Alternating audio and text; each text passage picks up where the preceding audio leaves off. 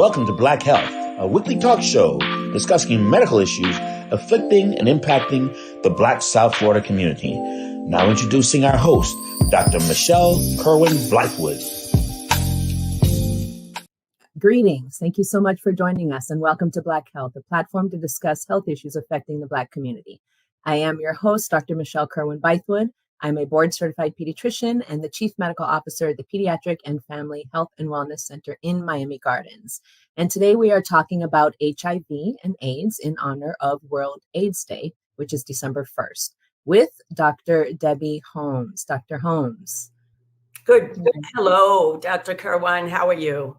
I'm doing well, thank you. Thank you for joining us today. I'm really excited about this topic. Give me a quick moment to introduce you. Dr. Debbie Holmes attended Queens College and Rutgers Medical School in Newark, New Jersey. She worked as a physician's assistant at Rikers Island Jail in New York in the 80s, completed her medical residency in internal medicine at Cooper University Hospital in Camden, New Jersey, and has been the medical director and solo physician for over 15 years at the first South Florida Healthcare Center for AIDS Healthcare Foundation, AHF, in North Miami Beach. Dr. Holmes, you've been very busy. Yes, we've been very busy there. And I will add, I'm fortunate to have a lovely nurse practitioner with me. That's excellent. So we're going to jump right in. I think most people know what HIV and AIDS are, but let's just start with the basics. What is AIDS? What is HIV? And how do the two of them differ? Yes. I will say that providers probably use the terms interchangeably. HIV is the human immunodeficiency virus. AIDS is the acquired immunodeficiency syndrome.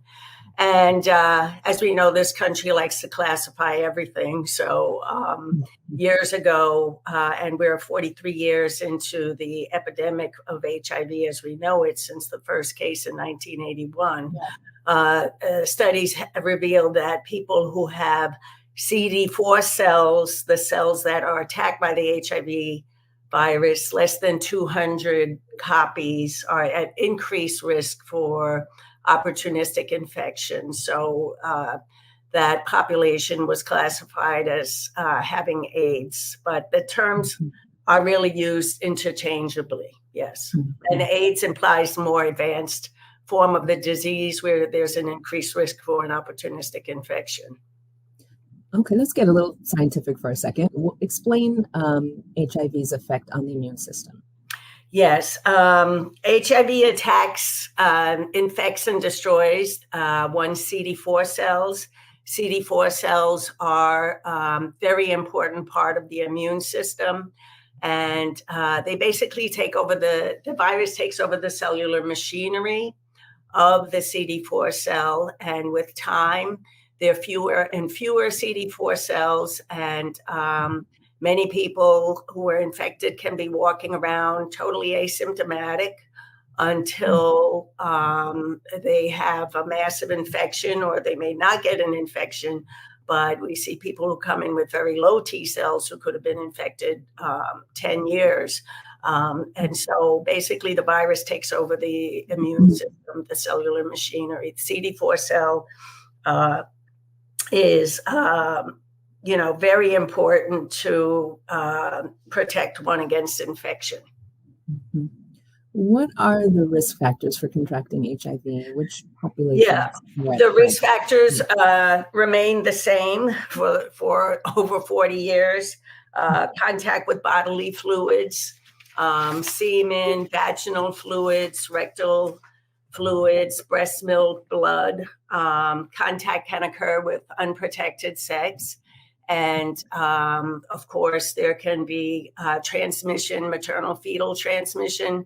Moms can pass it to the babies. I will say that the incidence of maternal fetal transmission has gone down significantly through the course of the pandemic. And now in the United States, it's less than 1.9 babies per 100 births. So it's unprotected sex. And also, of course, we have intravenous drug abuse. And those are the major risks. Years ago, with hemophilia, there were some patients who had a blood disorder, hemophilia, and there was transmission through the infusions that they had to get to save their lives. But the blood is heavily screened now. That's not a risk factor. And which populations are most at risk? I know you said IV drug users. Yes. Well, that now we open up a large selection of people, gay and bisexual men, comprise 66%. And excuse me, when I look down at all my numbers because there are so many numbers, but they comprise 6% of new infections in the United States. This was in 2020. Blacks or African American people face infection rates 8 times as high as whites. Hispanics and Latinos face infection rates 4 times as high. And the South geographically carries a massive share of new infections. In 2019, 53% of new HIV infections in the United States occurred in the South. And that was one reason that the company that I work with, AIDS Healthcare Foundation, we're the largest not-for-profit HIV provider in the world with close to 2 million patients. We really expanded in the Deep South. We're based in LA, but we came into Florida, Jackson, Mississippi. We have multiple clinics in Atlanta, multiple states in the South. And so the statistics in the South, because of poverty, economics, many factors, it's really high. What about Miami-Dade and Broward? I've heard that we rank like number 1 and number 2 in the country for HIV infection. Is that? Yeah, Miami-Dade and Broward. Miami we were number 1. And actually, I was researching this last night because I had heard that. But really, Washington, D.C. still carries the 10 states with the highest HIV rates. District of Columbia has over 2,200 cases per 100,000 right now. And number 2 is New York with over 760 cases per 100,000. Florida comes in 5th after Maryland and Georgia. So in Florida, it's a little over 600 cases per 100,000. But yes, we are up there. We're up there. We're not at the top. No, and California is number 10. Okay. And you said Black and African American people are disproportionately affected by the epidemic. Yes, they are. Absolutely. Okay. How do social determinants of health contribute to HIV disparities? Yes, significantly.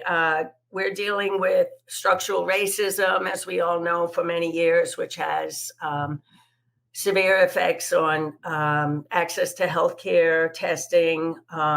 We have social and economic marginalization. We have residential segregation, high rates of incarceration in the Black and Hispanic community, homophobia. These are just a few of the key drivers of the disproportionate impact of HIV among Blacks in the United States. I just want to say that more, even though Blacks comprise 12% of the population in the United States, we make up 40% of new infections in the United States. Wow, those are very scary statistics. So we do need to pay some bills and run to our first commercial break. You are watching Black Health. We are here with Dr. Debbie Holmes from the AIDS Healthcare Foundation here in North Miami Beach, Florida, and we will be right back. Don't go anywhere. Miami-Dade Transit's Better Bus Network is shifting into gear. This community-led effort creates better access and an improved rider experience with less wait times and more reliable service. The new network provides more frequent and faster trips to more parts of the county, increasing transit access to jobs, education, healthcare, and quality of life. Learn about the new routes and new connections by visiting miamidade.gov/betterbus. It's time to find a health plan that can keep up with your life. A plan that makes getting care convenient, with doctors around the corner. I can get used to that. Plus, 24/7 access to care. Plans that keep more money in your pocket, with plan payments as low as $0. $0. Looks good to me. Let's find your health solution. Click to speak to a dedicated Florida Blue agent today.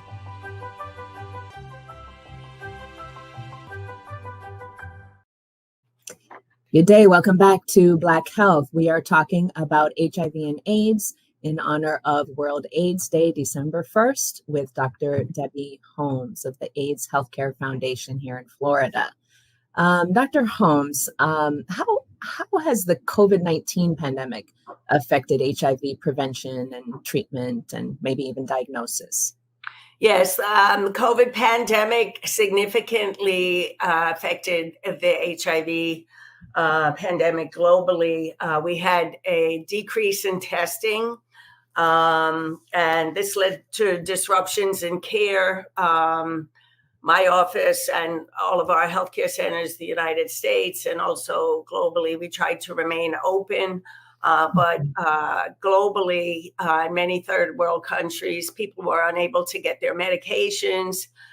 We have over 400,000 patients in sub-Saharan Africa. So COVID really did play a big role in disrupting testing.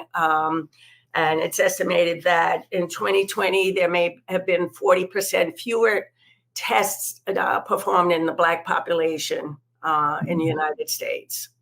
During the COVID pandemic. Yes. And also there was a decrease in PrEP, pre-exposure prophylaxis, prescriptions for PrEP, which are woefully lacking to begin with. So COVID significantly affected progress that has been made over the years with the HIV pandemic. So you mentioned PrEP, which is a great segue into the next my next question. What role does that play in HIV prevention, and who should consider it? But maybe explain to our audience what PrEP is exactly. Yes, PrEP is pre-exposure prophylaxis. What that is taking usually a pill a day, and now we have an injection. But usually it's a pill a day to prevent the acquisition of HIV. It's highly safe and effective when taken properly. It was first approved in 2012 by the FDA. And as I was saying, we now have a shot which can be taken monthly to prevent the acquisition of HIV. Condoms are about 90% effective in preventing HIV transmission, 94% for females, but PrEP has an even higher prevention rate. And I'd like to say in 2021, less than a fourth of Blacks or Hispanics who were eligible for PrEP were prescribed it, compared with 3/4 or 75% of whites, especially in the MSM population, or men who have sex with men. So coverage with PrEP remains drastically underprescribed and uneven. What did you say was the number for Blacks in using PrEP? Yes, less than a quarter of, I could tell you, 11% of Black people who could benefit from PrEP were prescribed it in 2021. So we have about close to 500,000 Blacks who could benefit, and maybe close to 52,000 received it. And for the Hispanic Latino population, 20% who could benefit for PrEP were prescribed it. There are like over 300,000 who could benefit, and 64,000 of Hispanics or Latinos received PrEP. So let's be very clear. PrEP is greater than, I think you said 94% effective. 99% effective if taken properly. 99% effective if taken properly in preventing HIV infection. Exactly. By just taking PrEP. Exactly. Right.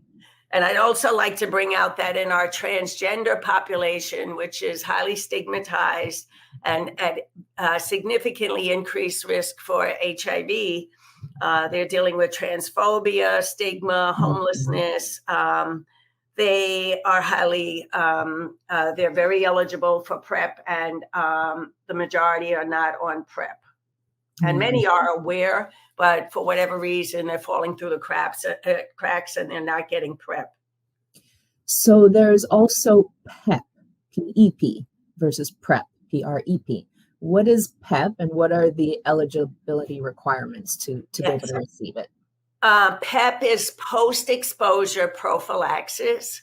And this is used if someone is at risk for HIV from an unprotected sexual event. Sometimes it can be an occupational exposure, such as a healthcare provider having an accidental needle stick, and this does happen.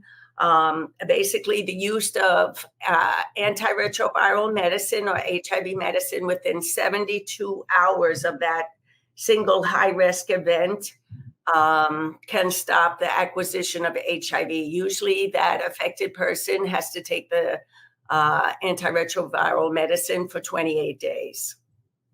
Daily, once daily for 28 days? Yes, usually yes. It's we use a couple of regimens. And also, we have to do testing prior immediately, for PrEP and PEP. But we'd like to know someone's status, their HIV status, their kidney function. Do they have hepatitis C? Have they had any sexually transmitted infections? Okay. So one more prevention. What are there any promising developments for an HIV vaccine? Where are we with an HIV vaccine? Yes, the International AIDS Conference was held this year in Australia. And there is promising information. There's something called BNABs, which have been, were discovered back in about 2012. Those are broadly neutralizing antibodies. And someone who's living with HIV infection can make these antibodies. And basically, these BNABs can prevent HIV infection as long as the HIV virus is sensitive. So BNABs, if someone is placed on HIV medicine, there's always and I would like to bring this out before I forget, because the time is so limited for this talk. If someone is placed on medicine, the goal is to get them to undetectable, and this is critically important.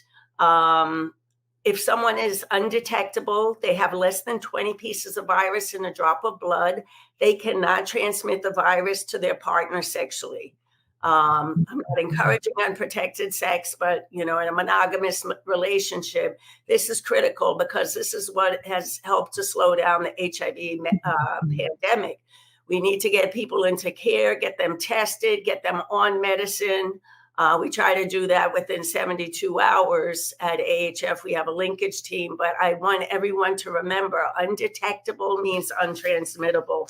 So these BNABs, basically, they've been shown to neutralize a wide range of HIV variants, and they may be incorporated into an antiretroviral regimen in the future to block multiple strains of HIV. And there may be an infusion that could be given to vulnerable populations, especially globally, that could last for 4 months and prevent them from the acquisition of HIV. Okay.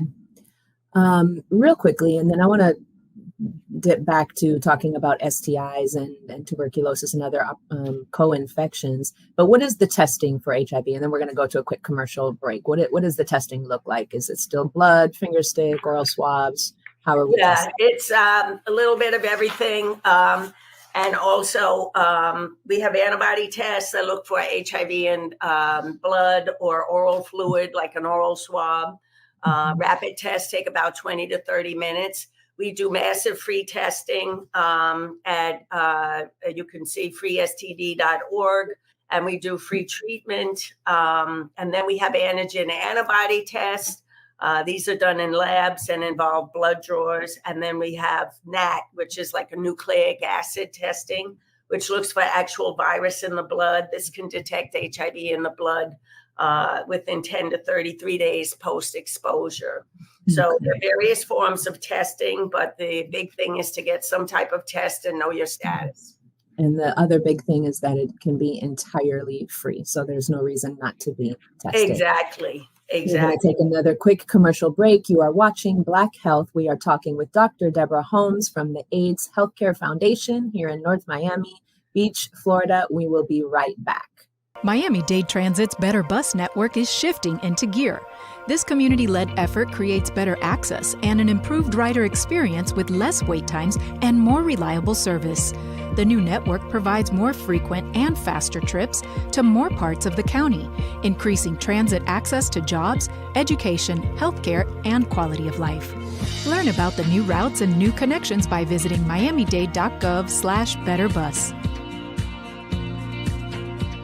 I grew up down here in South Florida, so for me, it's a little bit more personal. For the Mesman & Dover Law Firm, it's about community. For us, South Florida's our home. You all are our people. Our family, our future. The difference we'll make for you, your loved ones, your kids, matters, because to us, it's personal.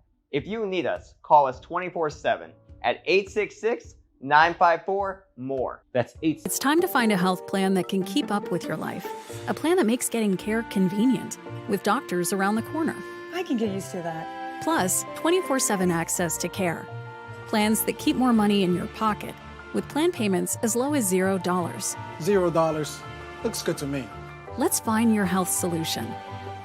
Click to speak to a dedicated Florida Blue agent today.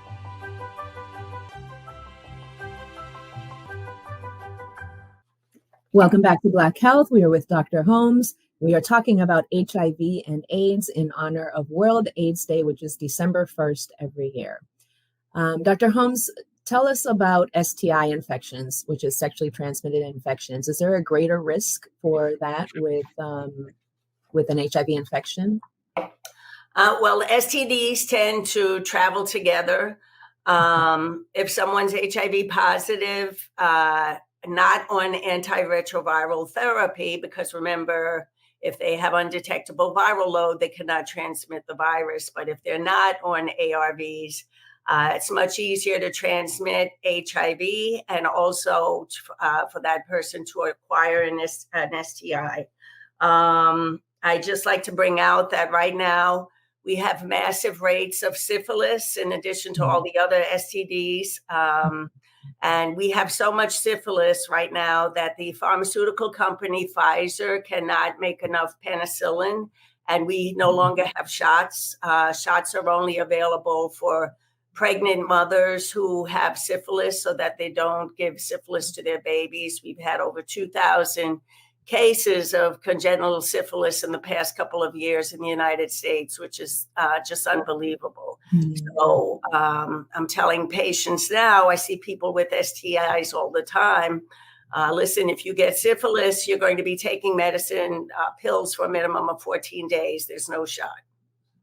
Wow. And the 63% of cases of primary and secondary syphilis in 2021 occurred in the MSM, or men who have sex with men population, and the bisexual male population.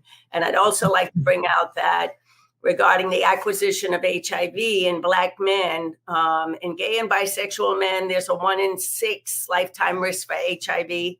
In the Latin male MSM population, a 1 in 4. And in our Black men who are MSM or bisexual, there's a 1 in 2 risk of HIV acquisition in their lifetime. Wow. 1 in 2. 1 in 2. 1 in 2. That is so striking to me. Yes. As you counted down, I said we don't have much else to go, but 1 in 3 or 1 in 2. So 1 in 1 in 2. That is so scary. How does stigma impact people living with HIV, and how's it being addressed? Real quick, we're about to run out of time. It's stigma. We really have to move beyond stigma for everyone looking at this. If you know someone with HIV or you're afraid to get tested, please just go get tested. This is really significantly impacting HIV care. It's been more deadly than the virus itself. I can tell you, I have heterosexual couple now. The husband will not get tested. He's in his 60s. The wife came in. They were referred to me. I put her on 2 regimens. She doesn't like any of the medicine. And the husband will not get tested. She doesn't want to take medicine. It's unfortunate. Black and brown folks, sex workers, transgender women who are perceived as dangerous. They're not. This is just another disease which has been living with stigma since the onset of the epidemic, really, since 1981.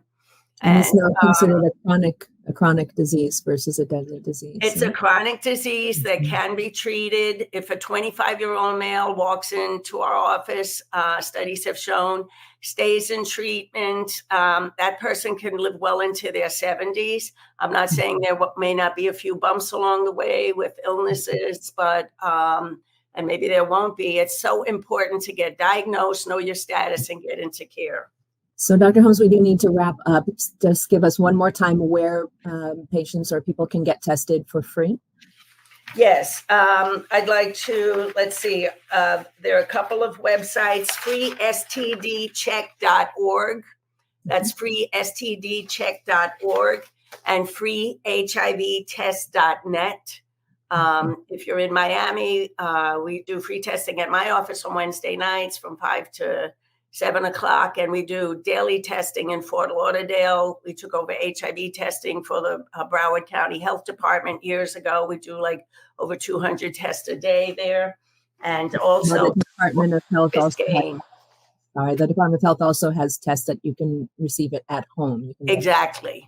So we do need to wrap up. Dr. Deborah Holmes, AIDS Healthcare Foundation Director and Physician, thank you so much for joining us today. Your wealth of knowledge. I wish we had more time. There's so much more to talk about, but thank you. You've done your part for Black Health and for our audience for World AIDS Day, December 1st. Thank you so much for joining us today. Thank you, Dr. Kirwan.